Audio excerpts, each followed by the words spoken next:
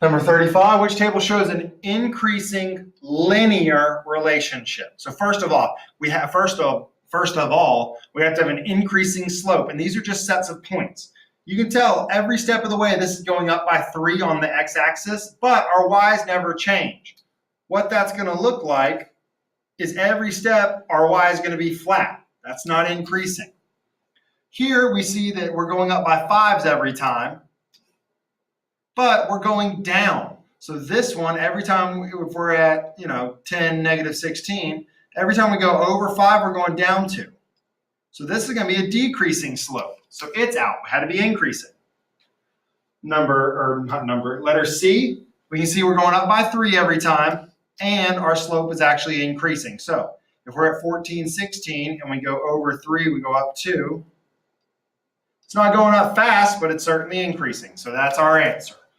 You can see with option D, again, we would have another horizontal line. So that one would not work either. Answer was C, for an increasing linear relationship. Number 40 is a great problem. It says, youth group is planning on a theme park ride. Bus holds 40 people. $60 per bus parking. That's a flat rate. Okay.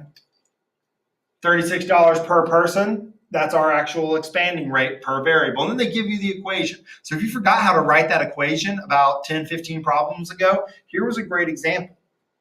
Okay. Here's what's crucial though, is where T represents the money and X equals the number of people going. What values are appropriate for the domain? Well, domain means input. And in this case, input is our X value. It's the amount of people we're putting into this equation. Okay. Well, it wants to talk about these X values or these inputs, and these X values or inputs are the number of people going. We want to know what are the appropriate numbers. What limits the number of people that can go? There's nothing that says there's a maximum amount of money or anything like that. The only thing that limits it is that the bus only holds up to 40 people. Okay? Well, option A says X equals 40. That means X is 40 every time. That means this bus never leaves without less than 40 people. Well, you guys have been on buses before. That's not how they work. X doesn't have to be 40. X can't be 60 because our bus can't hold that many people.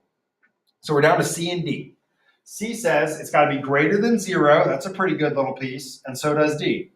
But C says less than 40 or equal to 40. That means it can hold 40 people, but it's not going to have more than that.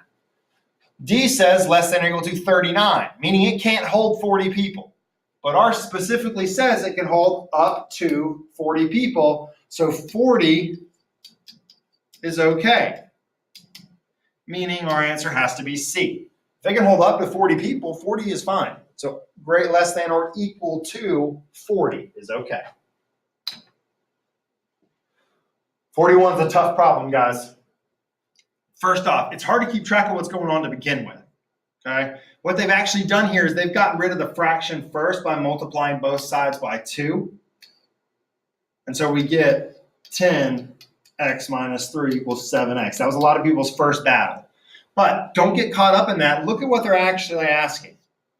Identify the property of equality, which yields step 4. Yields means results in, or gets us step 4. So what it's saying is from step 3 to step 4, what happened? Well, I can see that from step 3 to step 4, all I did was I took this negative 30, and I added it to both sides so that my 3x was by itself and my numbers were on the other side. Well, adding it to both sides is the addition property. Okay, the addition property. Number 42 was a bit tricky for a lot of people. We saw this in a couple of the classes today, but just in case you need to see it again. This says the population change of bacteria in a pond is shown. Which graph shows a rate of change that is similar to the rate of change in the bacteria? So look, these are all 4 are just graphs. So if I want to know what's this going to look like, I graph it. Okay? A couple different ways to do that. You can ballpark it and just graph it by hand. Well, at hour 1, 2, 3, 4, 5, 6, 7, 8, 9, 10. There's my hours.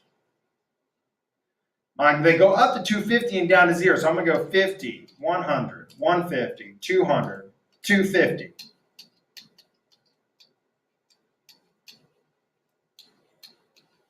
And if I just ballpark this graph, at 2 hours, I'm at 250. At 4 hours, I'm at 62.5. At 8 hours, I'm at 3.91, way down there. And at 10 hours, I'm pretty much down to 0. Well, to me, that looks like an exponential graph downwards. I'm thinking C. You could also go in your calculator and type this in, okay?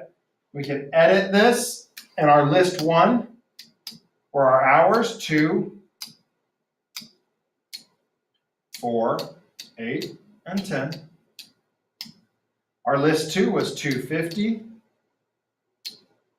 62.5, 3.91, and 0.97. Now we can go to stat plot, so second y equals, and we can turn on a stat plot. We can get it to either try to connect these for us or get them to be dots. I like to see them connected, so let's choose this line. That's going to connect our dots for us. We wanted to use list 1 and 2. We're fine with it using these squares. So now we go zoom, and you'll see all the way down at 9 is zoom stat. Oh, and there you go. Oops, I've accidentally got an extra graph turned on. Sometimes that happens. Sorry about that. What that tells me with those extra lines coming through here is I accidentally forgot to clear off my other equations. That graph will show you everything that you originally had. Okay, so now we can see it very well fits option C. Option C was our exponential decay problem.